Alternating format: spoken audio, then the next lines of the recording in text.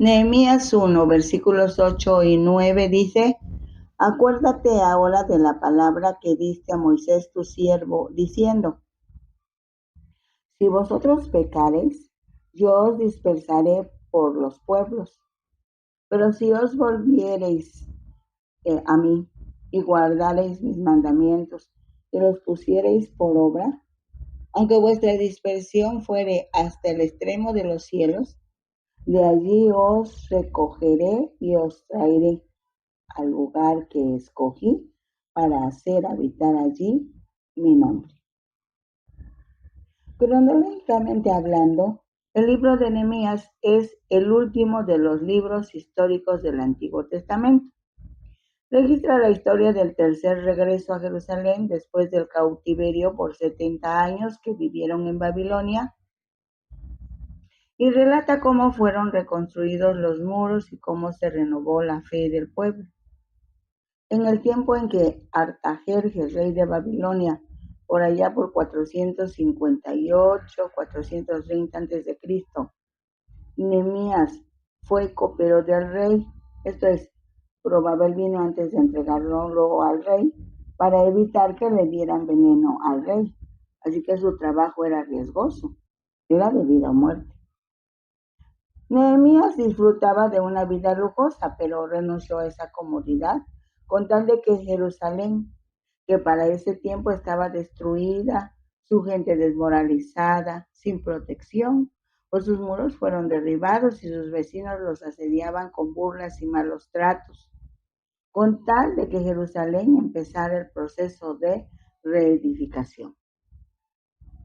Según los estudiosos de la Biblia, lo que hoy aparece como dos libros, Esdras, Nehemías, originalmente era un solo documento, escrito por Esdras, quien fue un sacerdote y escriba. Después de la caída de Babilonia, el país que conquistó Jerusalén, la capital del reino de Judá, algunos judíos exiliados ocuparon lugares importantes dentro de la administración de los reyes persas. Por ejemplo, el profeta Daniel, Esdras, sacerdote y escriba, Nehemías, que como ya se mencionó fue copero del rey Artajerjes. Como escriba, Esdras tenía acceso a los archivos reales de Persia, de donde se cree que tomó la información para redactar un documento que posteriormente quedó registrado en dos libros, Esdras y Nehemías. Así que siempre se recomienda leer los dos libros, pues se complementan. Conviene aclarar que Esdras llegó primero a Jerusalén, pero fue hasta el arribo de Nehemías que se iniciaron los trabajos de reconstrucción. En los capítulos 1 al 6 del libro de Nehemías se resumen las actividades de reconstrucción de las murallas y restauración de las puertas de Jerusalén, mismas que se llevaron a cabo en 52 días solamente.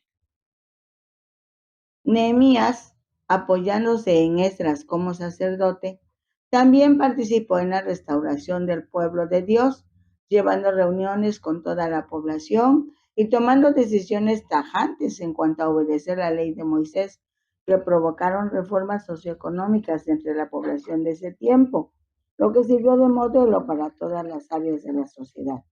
Esto está registrado en el resto del libro, o sea, los capítulos del 7 al 13.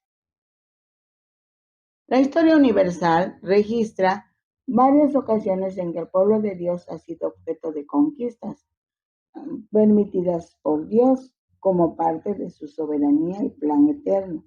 En otros momentos, esas conquistas fueron permitidas como correctivo por su infidelidad. Conviene revisar algunos aspectos hasta el registro del libro de Nehemías. Entre los años 1500 a 1440 a.C., después de ser recibidos como huéspedes distinguidos del faraón de ese momento, fueron sometidos a esclavitud por Ramsés II, debido al temor del faraón ante el rápido crecimiento demográfico de los israelitas, usándolos como mano de obra de esclavos. Egipto, a su vez, fue conquistado por el imperio asirio y muchos siglos después volvió a ser conquistado por el imperio persa. Ya establecidos en Palestina, después de la división del reino del norte o Israel y el reino del sur o Judá por el año 722 a.C., los asirios buscaban expandir sus dominios hacia el este. Y por otro lado, Israel se había alejado de las leyes de Dios, adorando ídolos. Así que los profetas anunciaron este correctivo que se cumplió, ocasionando la dispersión del reino del norte, perdiéndose 10 de las 12 tribus del pueblo de Dios. Los asirios también fueron conquistados por el imperio neobabilónico y los medas. Destruyeron la capital asiria, Nínive, en el año 612 a.C. Entre los años 606 al 536 a.C., sucedieron dos acontecimientos muy relevantes en la historia de la humanidad. Babilonia, con su rey Nabucodonosor, se expandió entre los reinos conocidos en ese tiempo, y por otro lado, el reino de Judá, que era el único que quedaba, se había hundido en la idolatría, consiguiendo el juicio divino. Así que fue destruido el primer templo, edificado por Salomón, y conquistado el reino de Judá por Babilonia, quienes se llevaron cautivos a muchos judíos por 70 años, profetizado por Jeremías este acontecimiento. Babilonia, a su vez, fue conquistada por el imperio persa en el año 539 a.C., bajo el mando de Ciro el Grande.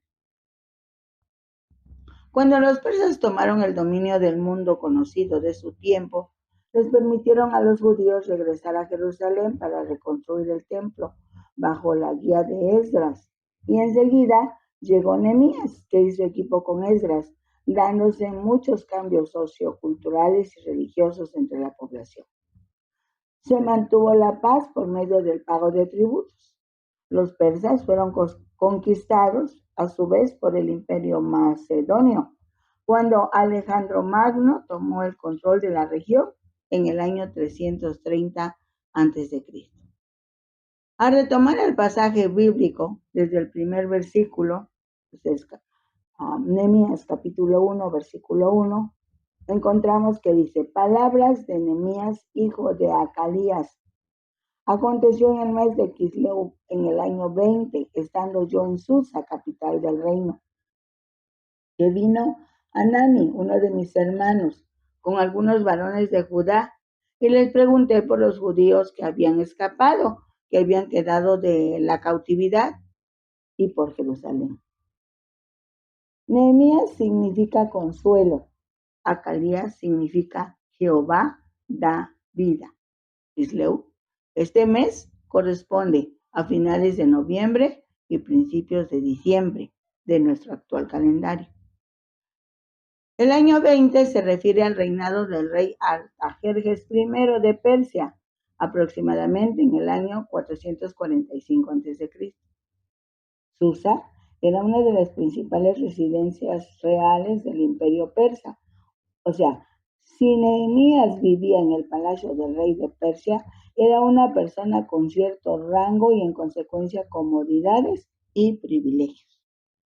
Dios levantó a Nehemías para llevar a cabo una de las responsabilidades de mayor confianza en el imperio: ser el copero y confidente del rey, por allá de los años 464-423 a.C.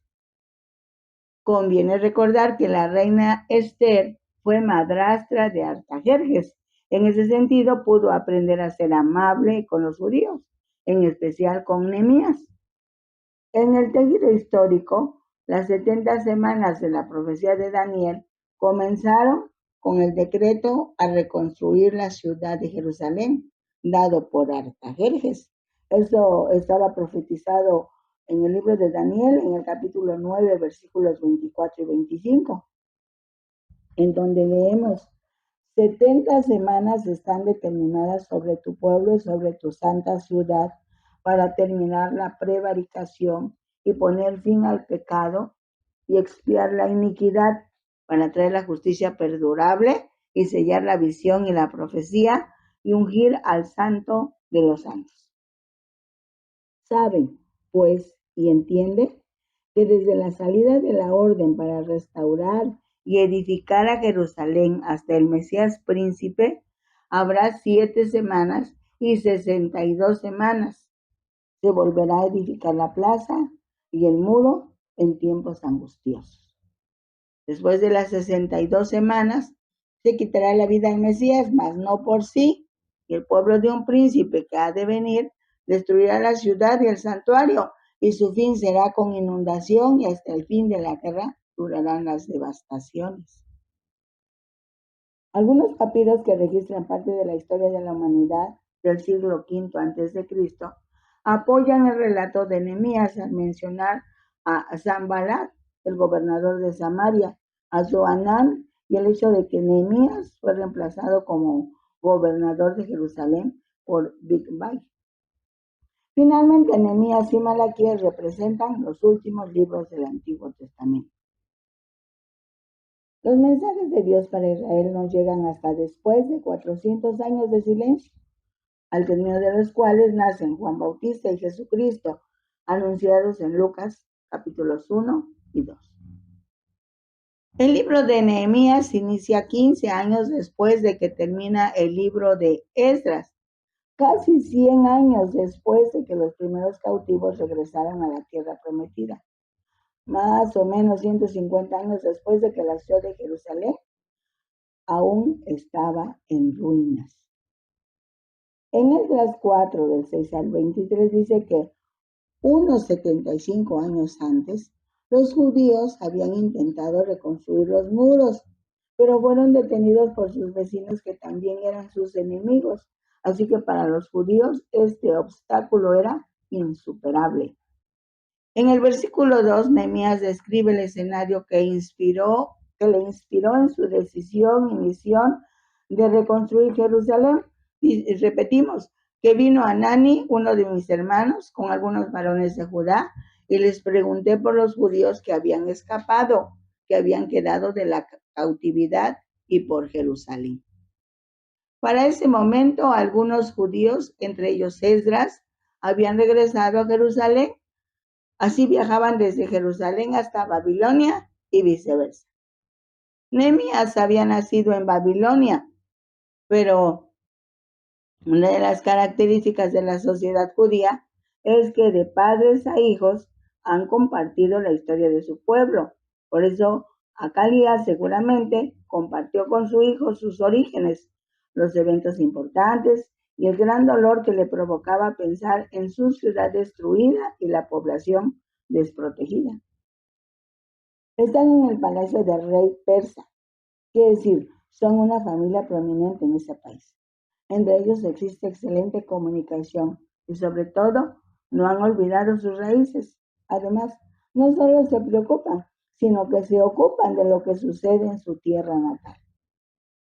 El versículo 3, y me dijeron, el remanente, los que quedaron de la cautividad allí en la provincia, están en un gran mal y afrenta, y el muro de Jerusalén derribado, y sus puertas quemadas a fuego. En primer lugar, le informan sobre la población.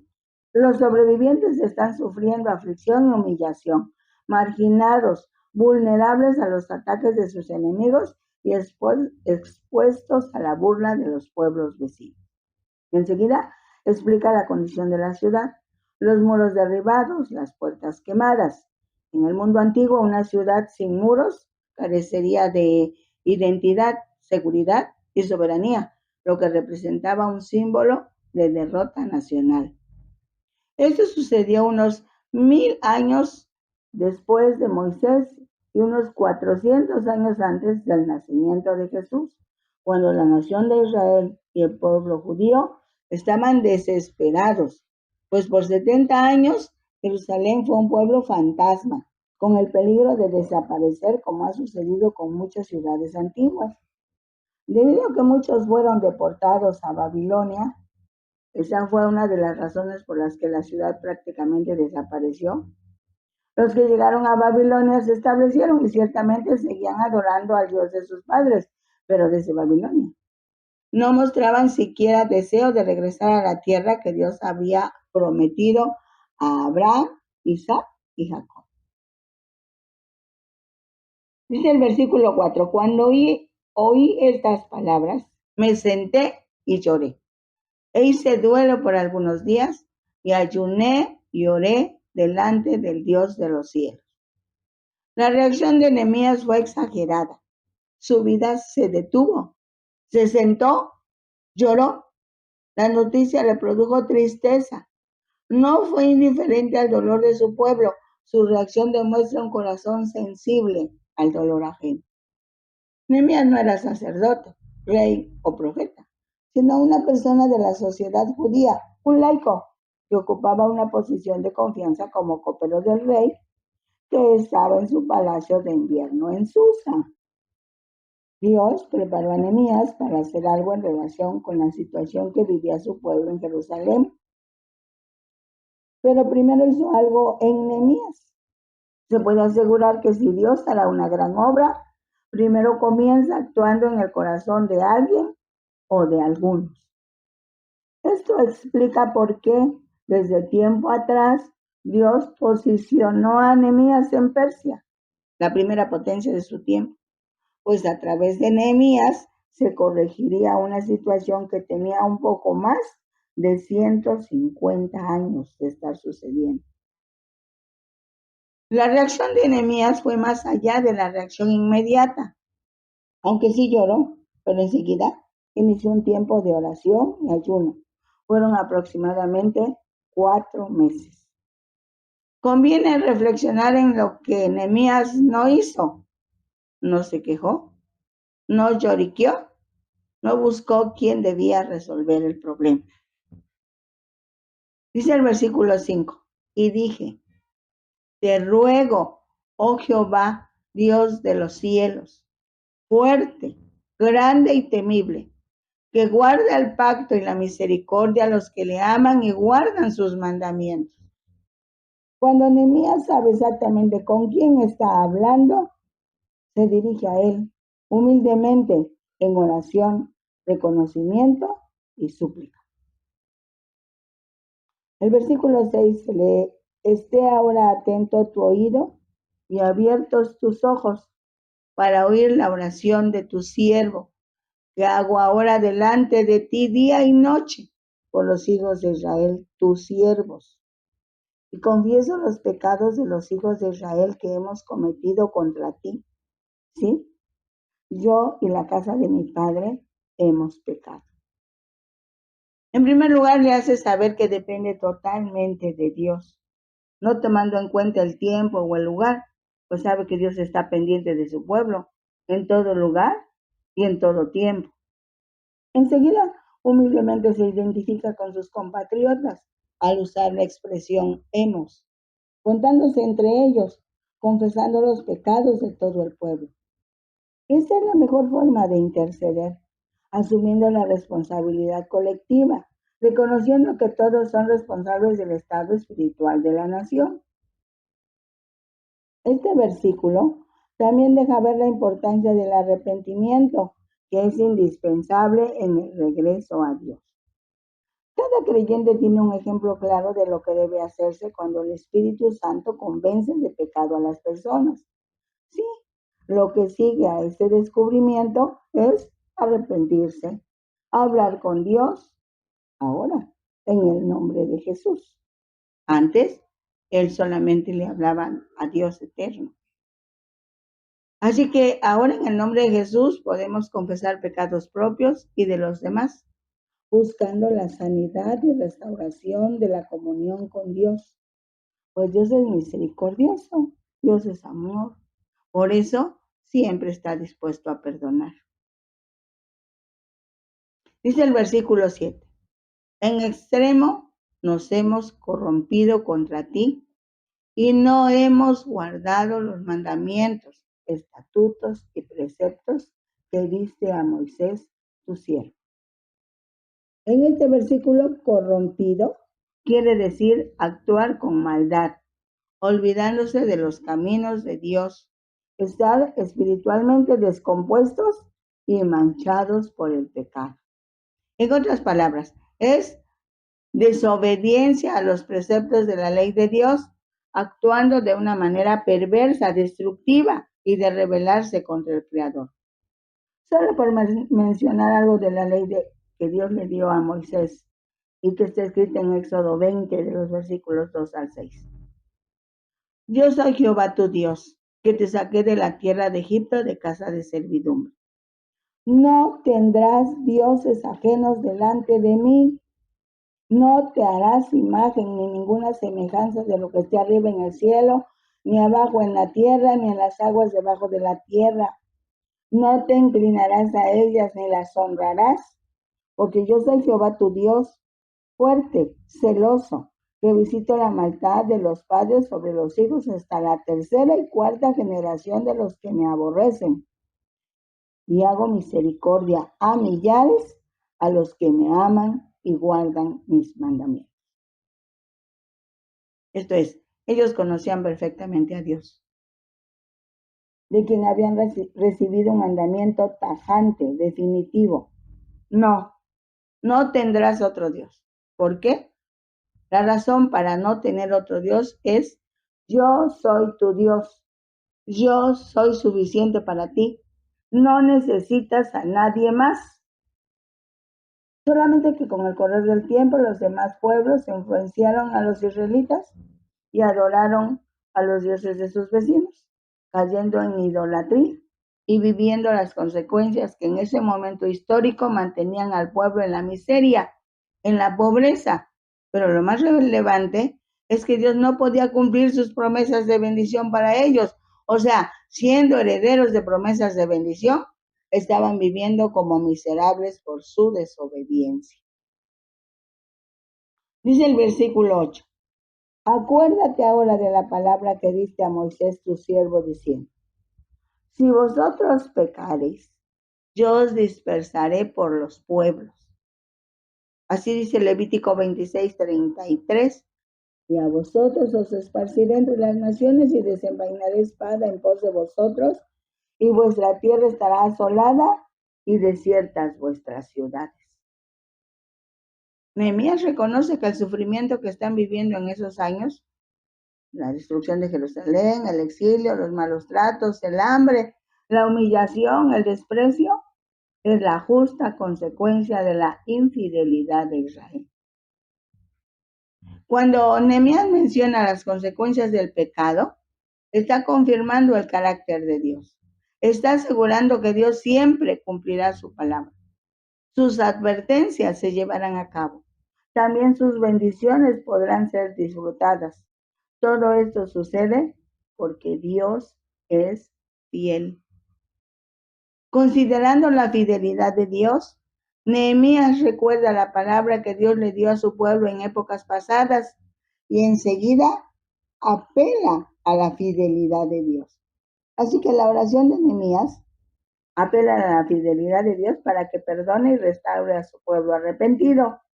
Dicho de otra manera, esta oración está cimentada en las promesas y palabra de Dios. Dice el versículo 9, pero si os volviereis a mí y guardareis mis mandamientos y los pusiereis por obra, aunque vuestra dispersión fuere hasta el extremo de los cielos, de allí os recogeré y os traeré al lugar que escogí para habitar allí mi nombre. En Deuteronomio 30 está la base bíblica que Nehemías utiliza para esta oración intercesora, pidiéndole a Dios que tenga misericordia de los judíos exiliados y le concede el favor ante el rey persa para reconstruir las murallas de Jerusalén. La expresión pero contrapone estas dos proposiciones que son opuestas.